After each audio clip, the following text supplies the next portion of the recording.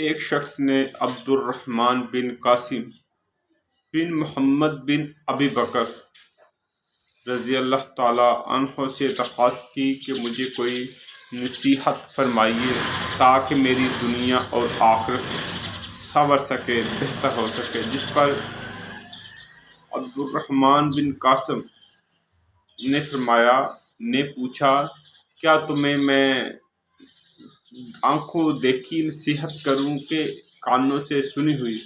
جس پر اس نے پوچھا، نہیں حضور، مجھے آنکھوں دیکھی نصیحت فرمائی۔ جس پر انہوں نے فرمایا کہ عمر بن عبدالعزیز کا جب وصال ہوا تو انہوں نے 11 لڑکے چھوڑے، یعنی کہ ان کے 11 بیٹے تھے، اور اپنی ٹوٹل وراثت میں تقریباً 17 دینار پیچھے تھے۔ جس پر 5 دینار ان کے کفن دفن پر اور 2 دینار کی انہوں نے وہ جگہ خریدی گئی جس پر ان کو دفن کیا گیا۔ قبر کے لیے 2 دینار کی جگہ خریدی گئی۔ پیچھے سب لڑکوں کو تقریباً 19 درہم حصے میں بانٹے آئے، لیکن میں نے دیکھا کہ ان کے شہزادوں نے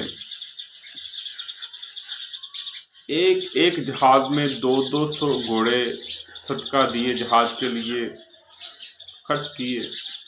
دوسری طرف حضرت حشام بن مالک کا جب وصال ہوا تو انہوں نے بھی 11 لڑکے پیچھے چھوڑ کر گئے، اور ہر لڑکے کو تقریباً 10 لاکھ درہم ان کی وراثت میں حصے آئے۔ لیکن لوگوں نے دیکھا کہ ان کی اولاد پھر صدقہ لینے پر مجبور ہو گئی۔ دوستو یاد رکھنا، پیسے کا مالک اور خالق، رزق کا مالک اور خالق میرا اللہ ہے۔ انسان جو کچھ کر لے، جو مرضی کر لے، عطا اسی نے کرنا ہے۔ وہ چاہے آپ سو جائیں، سوئے ہوئے ہوں تو رات کو آپ کی جو آٹے والی جس میں آپ اپنے خوراک جمع کرتے ہیں اس میں کچھ ڈال جائے، وہ چاہے تو اس سے آئے ہوئے میں وہ خراب کر دے، وہ مالک ہے۔ وہ چاہے تو آپ کے پیسے میں اتنی برکت عطا کر دے کہ آپ چاہے بھی تو ختم نہ کر سکیں۔ وہ چاہے تو آپ جتنی چاہے کنجوسی کر لیں، ختم ہو جائے۔ دوستو دیکھا آپ نے حلال اور حرام میں کتنا فرق ہے، اور ہمارے آج کے حکمران ہیں جو غریبوں کا مال بھی نہیں بخشتے۔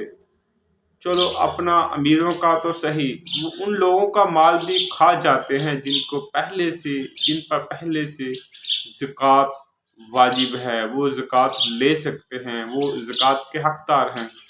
آج کل کے ہمارے حکمران ان کی آئی ہوئی زکوٰۃ سے بھی کچھ پیسے لے لیتے ہیں۔ دوستو اللہ کے عذاب سے بچیے، اپنا اور دوسروں کا خیال کیجیے۔ اللہ حافظ۔